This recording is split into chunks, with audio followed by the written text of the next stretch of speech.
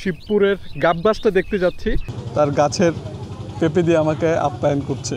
এই গ্রামের একমাত্র স্টুডেন্ট হচ্ছে এই প্রবল দাদা। মানুষ পাশে লেগে মরতো বা বিভিন্ন কিছু অকারণ ঘটনা ঘটতো। মানে সহজ কথায় হচ্ছে মানুষের ঘর ছাড়া, মানে সংসার ছাড়া আর কিচ্ছু নাই।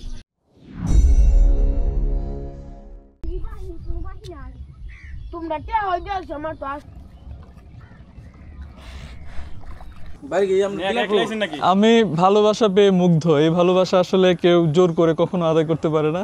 যাই হোক, আমি পাচ্ছি। যাই হোক, আমার বাড়ি হচ্ছে দিলালপুর মোল্লাপাড়া। এই দুই ভাই ভিডিও দেখে, এক ভাই তাকে আমি আগে পাইছি, এক ভাইয়ের সাথে কথা বলতে বলতে বুঝতে পারলাম যে সেও আমার ভিডিও দেখে। বাংলাদেশের 68,000 গ্রামের মধ্যে একটা গ্রাম। 68,000 গ্রামের মধ্যে একটা গ্রাম। এবং এটা হলো মনে রাষ্ট্র শাসনের যে বন্যা, এই বন্যা গ্রাম বা ভাঙ্গা অনেকে ইন্ডিয়া গেছে গা, অনেকে বোয়ালি গেছে, অনেকে কামের বালি গেছে, বিভিন্ন গ্রামগঞ্জে কিছু লোক চড়াই গেছে গা, কিছু ভারতবর্ষ হয়ে গেছে গা, এইভাবে গ্রামটা বিলুপ্ত হয়ে গেছে। তার মানে আরো বসতি ছিল? হ্যাঁ, আরো বসতি ছিল। পরে দেখেছে ভাঙ্গার পরে কিছু লোকজন আবার এখন মাটি টাটি ফালায়, ওই যারা এখন মাটি টাটি ফালায় আর আছে আর আছে, আর অধিকাংশ লোক দেখেছে গেছে দাঁড়াইছে। তার মানে এই শিবপুর গ্রাম অনেক পুরনো গ্রাম। 68,000 মধ্যে গ্রামের মধ্যে এটা সবচেয়ে ছোট গ্রাম। আচ্ছা, কিন্তু না, আগে 68,000 মধ্যে একটা মোটামুটি ভালো একটা বড় গ্রাম ছিল। আচ্ছা আচ্ছা, এখন উল্টা হয়ে গেছে। মানে এটা অনেক আগের পুরনো গ্রাম না। আমরা নতুন জেনারেশন যেটা মনে করি যে ছোট গ্রাম, তার মানে দুদিন আগে বসতি শুরু করছে এরকম। ছোট গ্রাম আর নাই, এটা গ্রামের আওতার বাইরে এখন বর্তমানে বোঝা যাইতেছে এরকম, যেটা 68,000 গ্রামের মধ্যে ছিল না, বা এটা একটা নতুন একটা ছোট গ্রাম হয়েছে সৃষ্টি হয়েছে, এরকম বোঝা না। আসলে এরকম না। বটগাছটা আছে না, গাব গাছ থেকে একবারে আমরা বোয়ালির মাথাটা সুদাইছেন, একবারে এই পর্যন্ত গ্রাম আছিল, এটা সব বসত বাড়ি আছিল। এটা এখন বিশ্বাস করে আর কি, এগুলো মারি ভাঙ্গে লেগেছে আর 88 বন্যায়।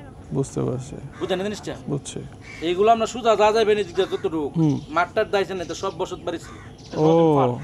না, আমাকে ওই বোয়ালি গ্রামের অনেকে বলছে যে ওই যে কামার বালিতে নাকি অনেকে চলে গেছে। এটা গেছে কিছুদিন আগে, এটা 10-12 বছর আগে কামের বালি এখান থেকে কিছু লোক এমনি ডাইভার্ট হয়ে চলে গেছে। কিন্তু এটা গ্রাম 88 বন্যা এই গ্রামটা ধ্বংস হয়েছে। আগে এটা অনেক বড় গ্রাম ছিল, একবার এই দিক থেকে যা ছিল তখন মনে বলে মানুষ ছিলই না। বলে ছিল, বলে বলে হ্যাঁ, তো বড় হইলো কেমনে? বলে এই যে এই গ্রামের থেকে লোকজন যারা গেছে, কিছু বলে গেছে, কিছু কামের বালি গেছে, কিছু ইন্ডিয়া গেছে। আচ্ছা, কিন্তু কথা হচ্ছে কি, এইখান থেকে এখান থেকে ডিস্টেন্স তো বেশি না, কিন্তু এইখান থেকে গিয়ে ওখানে কি সুবিধা পাচ্ছে তারা? এখান থেকে দেখা গেছে বাড়ি ঘর ভাঙ্গেলছে, চিন্তা করছে আর না জায়গায় এখন আর লোকজন আয় কিনা নাই, এই দেখেছে লোকজন আইছে না।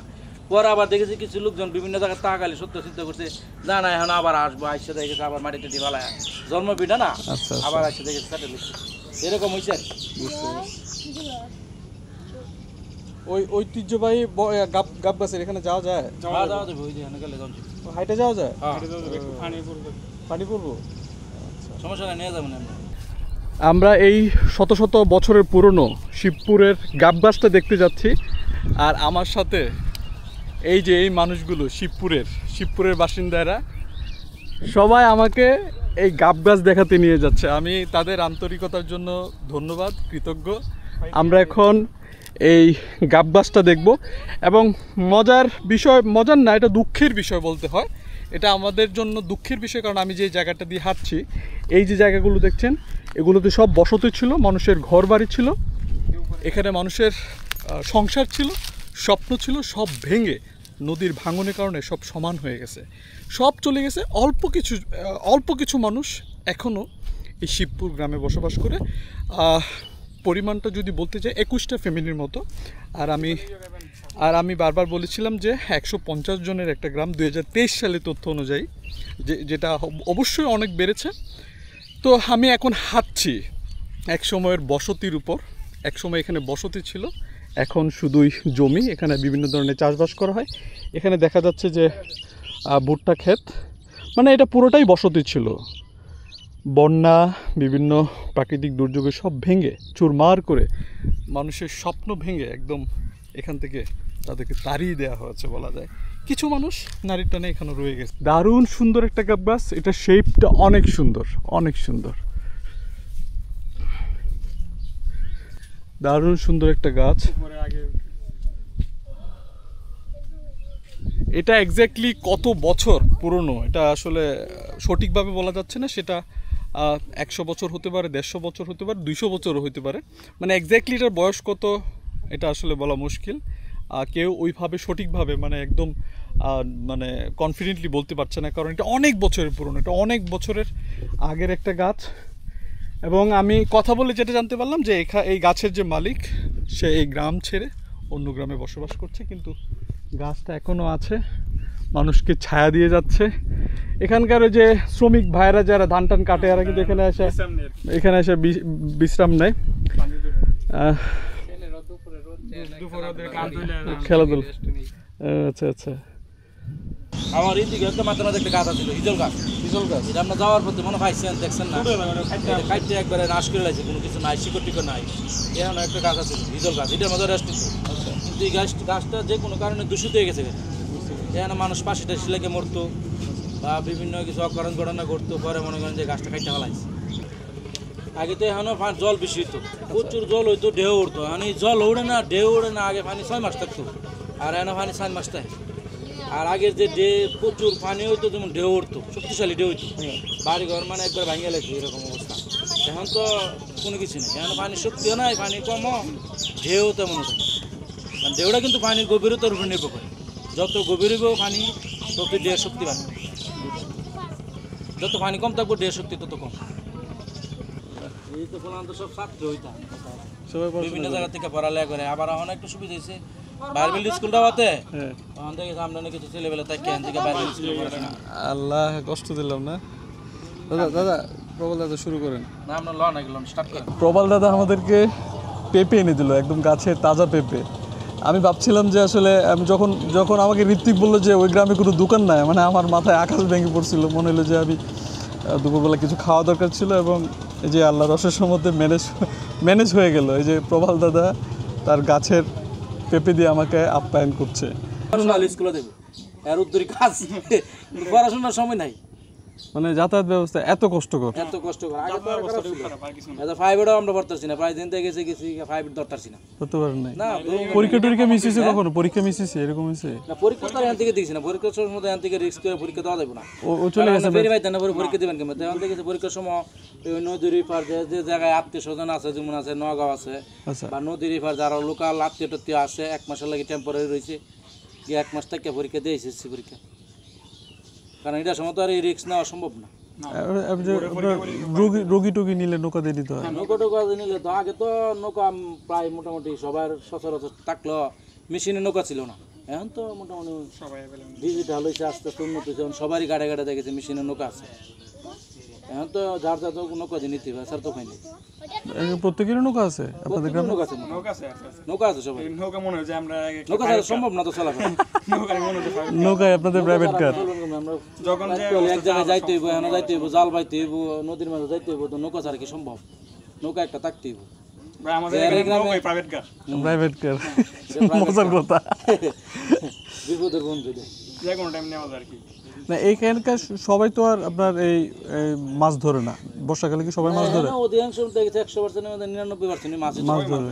আর যারা ছেলে মেয়েরা মাছ ধরে পড়াশোনা করে মোটামুটি বাইরে সেটেল করছে, এরা তো দেখেছে এইভাবে আউট হয়ে গেছে।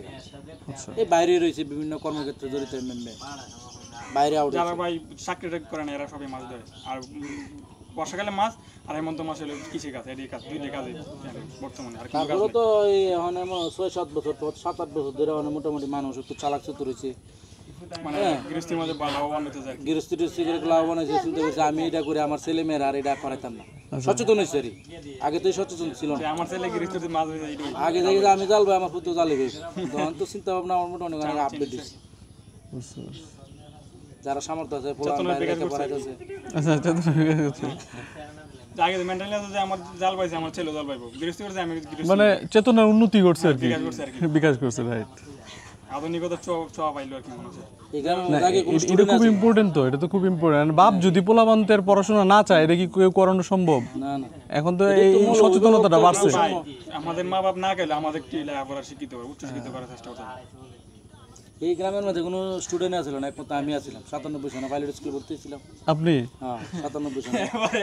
তোর এই গ্রামে কোনো স্টুডেন্ট আছিল না, এটা তো 97 সনে হ্যাঁ 97 জনে ভাইলেট স্কুল ক্লাস 6 এ 97 সনে এই গ্রামের একমাত্র স্টুডেন্ট হচ্ছে এই প্রবল দাদা তখন বলে খুব কম আছে মজার ঘটনা। হ্যাঁ বলে মানে 8-10 জনের মতন আছিল আমার সাথে।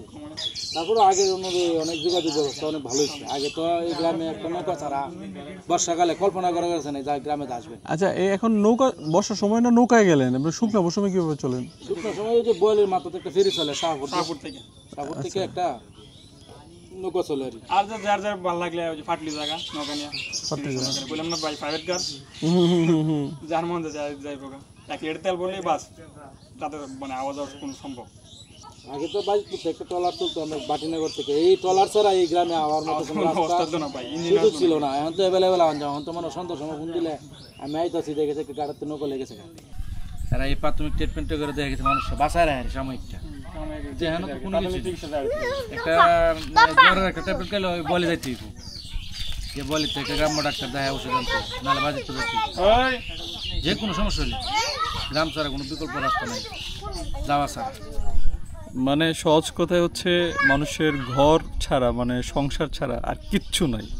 হসপিটাল নাই, ফার্স্ট এইড বা প্রাথমিক চিকিৎসার জন্য কোনো ব্যবস্থা নাই, একটা দোকান নাই, একটা শিক্ষক নাই, কিচ্ছু নাই। মানে কিছু মানুষ আসলে নারীর টানে ভূমির টানে যারা আছে শুধু তারাই আছে, মানুষ ছাড়া এখানে ফ্যাসিলিটিস বলতে কিছু নাই। এই যে প্রবালদার সাথে আমার অনেক গল্প হচ্ছে, দাদা অনেক গল্প করতেছে, এখানে আমার এক ভাই আছে, মানে আসলে ভাষায় বোঝানো সম্ভব না।